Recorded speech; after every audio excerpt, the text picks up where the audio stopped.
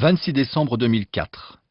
Un séisme de magnitude 9,3 provoque l'un des tsunamis les plus meurtriers de l'histoire. 8 octobre 2005. Un séisme de magnitude 7,6 frappe le Pakistan. La Terre tremble en permanence. Chaque semaine, sont observés dans le monde au moins une cinquantaine de séismes de magnitude comprises entre 4 et 6. Chaque semaine, en France, où la sismicité est pourtant faible, une cinquantaine de séismes sont détectés pour la plupart de magnitude inférieure à 4. Peu de séismes sur la planète échappent à la surveillance des sismologues. Donc si on veut prendre une image, on prend un bâton, on plie le bâton, et il y a un moment, il va casser le bâton. Comment dire précisément où et à quel instant, à fraction de seconde, ça va casser? Je ne m'engage pas beaucoup en disant que dans les 5 prochaines années ou les 10 prochaines années, nous allons avoir un tremblement de terre qui va dépasser la magnitude 5 en France.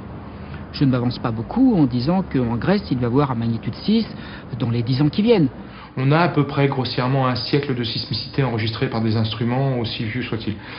Si vous comparez ça par rapport à une période entre deux événements, deux gros événements, 1000 ans, vous avez 10%.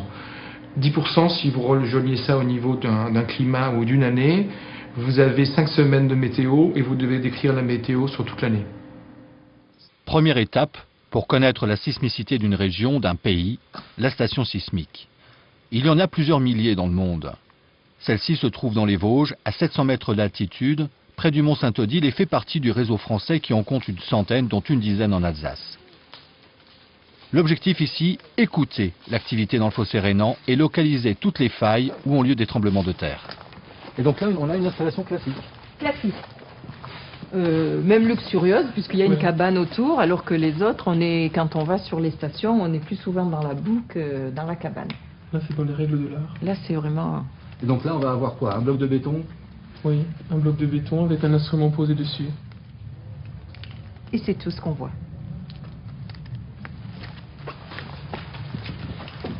Un dispositif très simple. Des batteries d'automobile pour 2 mois d'autonomie de la station, un boîtier qui envoie les données à une antenne ou branché à une prise téléphonique, et le sismomètre qui lui est sensible aux vibrations. L'ensemble est posé sur un bloc de béton coulé sur le rocher, indépendant du bâtiment qui pourrait lui communiquer des oscillations. Je peux vous dire qu'une petite souris qui passe à côté va faire un mini-séisme. Donc, ce qu'on voit ici, c'est les données qui sont transmises à Strasbourg. Donc là, j'ai un récepteur qui me permet de récupérer les données qui sont transmises en ce moment à Strasbourg. Donc j'ai la trace qui correspond au signal qui vient de la cave sismique. Donc on voit bien que là, je pense qu'on doit être à 40 mètres, non pas tant que ça. Donc là, on voit qu'en tapant... Vous voyez, hein, ouais. Il ne faut pas grand-chose pour arriver à ce que ce soit enregistré. Et ça a été enregistré à Strasbourg au moment où on Oui, le faisait. au moment où on le faisait, il y avait exactement les mêmes signaux qui arrivaient directement à Strasbourg sur les écrans et qui étaient analysés par les ordinateurs pour déjà faire une présélection. À Strasbourg, on trouve différents laboratoires de recherche de l'Institut de physique du globe, ainsi que le siège du réseau national de surveillance sismique qui collecte toutes les données sur notre territoire. Mais c'est aussi un lieu de recherche et de surveillance de l'activité sismique dans le monde. Voilà la station où on était hier, qui enregistre en permanence tous les petits mouvements du sol. Hein. Vous le savez que la Terre, elle vit en permanence. Et donc là, rien de particulier? Non, rien de particulier. Rien de particulier, on verrait quoi? Vous verrez tout de suite un décrochement, c'est-à-dire une amplitude qui se crée à cet endroit-là, et en même temps sur toutes les stations. Ça, c'est toutes les courbes du réseau du fossé rhénan. La plus à l'ouest, ça c'est uniquement Strasbourg. La plus au nord, la plus au sud, la plus à l'est. Plusieurs régions sont plus particulièrement surveillées en France. L'Est, Alsace, Vosges, Jura. Le Sud, avec d'un côté les Alpes et plus particulièrement la région niçoise, et de l'autre les Pyrénées. Enfin, de manière moins soutenue, le centre et l'ouest de la France. En 1909, un tremblement de terre à Lambesc, près d'Aix-en-Provence, a fait une cinquantaine de morts, détruisant tout le village. Une étude a montré que s'il avait eu lieu en 1982, il aurait fait entre 400 et 1000 morts et entre 2000 et 6000 blessés. Le premier rôle du réseau français de surveillance sismique est d'établir un zonage définissant les normes à respecter. C'est l'aspect préventif. Quel serait son rôle en cas de séisme important? C'est d'être capable de donner une information pertinente, je dirais, à toutes les communautés concernées par l'occurrence d'un tremblement de terre important, la sécurité civile, la protection civile, les préfectures, les organes de secours, etc. etc. C'est d'être capable de dire, quelques minutes après l'occurrence tremblement de terre, attention, quelque chose de très important, majeur, potentiellement destructeur, potentiellement catastrophique, vient de se produire dans telle région du territoire métropolitain français. Pour y parvenir, tous les moyens sont bons pour récolter de l'information.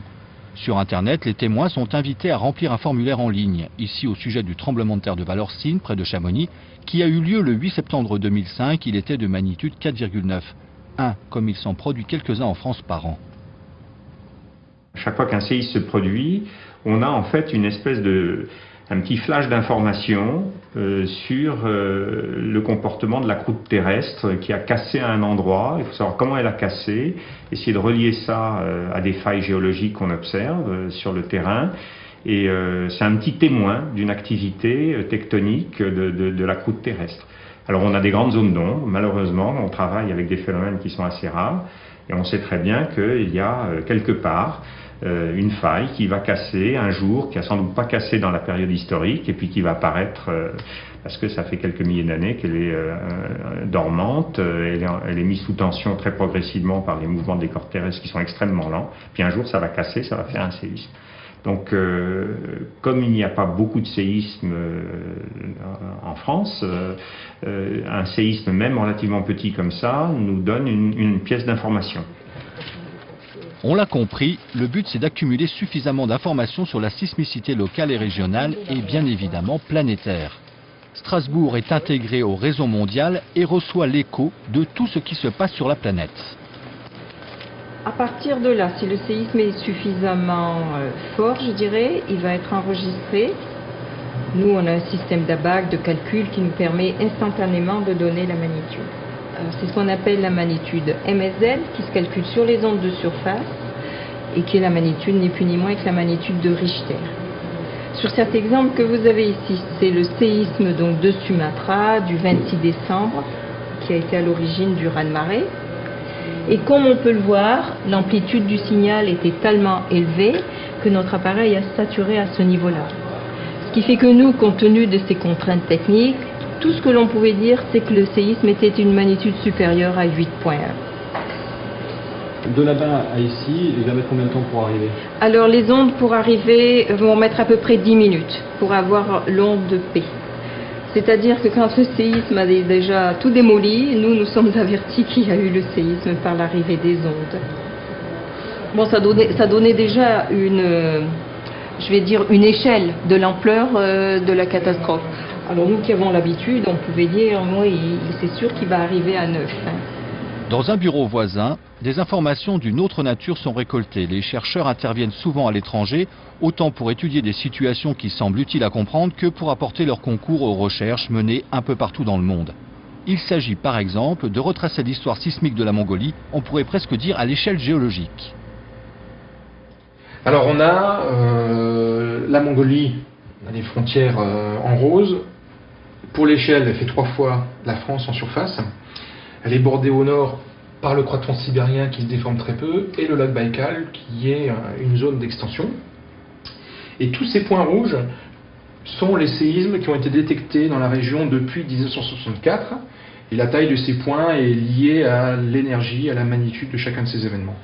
Les points verts sont les événements les plus importants qui ont été observés depuis 1900 par le réseau mondial, et notamment ici on voit la faille qui a cassé le 23 juillet 1905 avec près de 400 km de rupture pendant le séisme avec une magnitude 8,5. La capitale elle est ici, c'est Ulaanbaatar, donc elle est à environ 500 km de l'extrémité de cette faille. En 1967, un séisme plus proche a eu lieu et qui a été ressenti à la capitale, qui était encore peu bâtie par rapport à l'actuel. Donc se pose toujours la question pour ce pays, quel est le risque sismique à Ulaanbaatar? Sur le terrain, on voit ici une zone déformée, on a une plaine qui est vraiment très plate de part et d'autre, et puis d'un coup on voit des petits monticules. En fin de compte, là, une très grande faille passe en dessous et traverse. Et donc elle est à quelle profondeur là, en l'occurrence? Cette faille, elle casse toute la croûte, c'est-à-dire qu'elle casse, dans ce secteur-là, elle casse au moins 40 à 50 km d'épaisseur. C'est-à-dire qu'elle va casser toute la surface, et elle arrive jusqu'à la surface, mais elle va casser toute la croûte terrestre. Donc c'est vraiment des très grands séismes. Le séisme qui a créé cette déformation de surface, ça fait partie vraiment des événements majestueux, plus gros que l'on connaisse au niveau mondial. Et l'intérêt, c'est d'essayer de voir quand a eu lieu un séisme précédent. Et comme ces séismes, la période entre deux séismes de cette taille sur cette faille, c'est plutôt de l'ordre du millier ou de quelques milliers d'années, le seul moyen de remonter aux événements précédents, c'est de faire une tranchée et d'essayer de dater les sédiments qui ont été déformés par ces différents événements. Donc, on manie la pelle, on manie la brosse, on manie les analyses parfois isotopiques, parfois au carbone 14, on fait des prélèvements, et l'intérêt c'est aussi d'avoir des gens d'équipes très différentes qui viennent et qui discutent, parce qu'on n'a jamais d'interprétation évidente. On a toujours une discussion et on a toujours une incertitude. Donc c'est ce qu'on peut voir ici. Plus on remonte dans le temps sur l'occurrence de tremblements de terre dans une région, plus on va contraindre ce qu'on appelle le cycle sismique, c'est-à-dire l'intervalle de temps entre 2 ou 3 ou 4, voire 4 forts tremblements de terre. À ce moment-là, on comprend un petit peu la récurrence des tremblements de terre.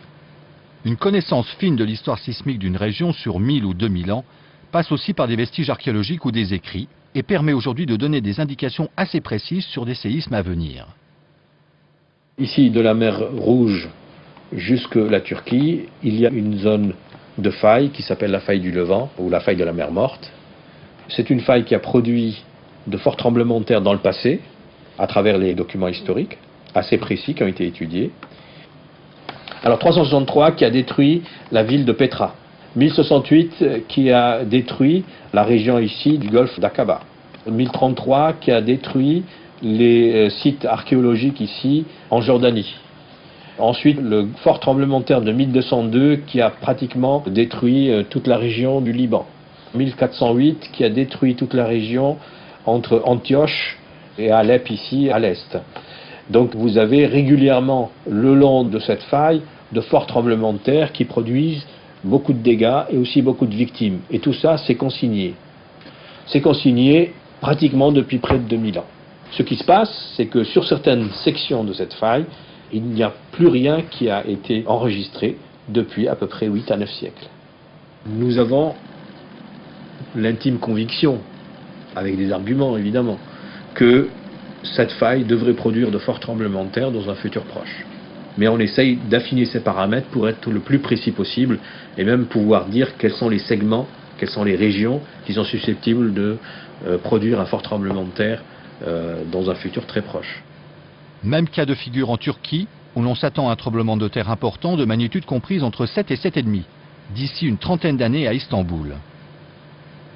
Les autorités turques sont au courant de cet aspect-là des choses depuis 1997, puisqu'il y a eu une équipe américaine et turque qui a travaillé sur ce problème-là et qui avait sorti des résultats là-dessus. Ça s'est confirmé à la suite du tremblement de terre de 1999, des deux tremblements de terre, de la séquence de tremblements de terre de 1999. Donc il y a des plans. Est-ce qu'il y a des plans pour tous les 12 millions d'habitants? Je ne sais pas, je ne crois pas, mais simplement il y a une prise de conscience et il y a des actions qui sont menées en ce moment. Même si aucun chercheur ici ne veut parler de prédictions absolument hors de portée actuellement, les endroits du globe où peuvent avoir lieu des tremblements de terre sont de mieux en mieux connus. Tous insistent sur la nécessité de la prévention. Et il faudra sans doute beaucoup de temps pour que toutes les populations du globe exposées aux risques sismiques les prennent en compte et puissent raisonnablement vivre avec.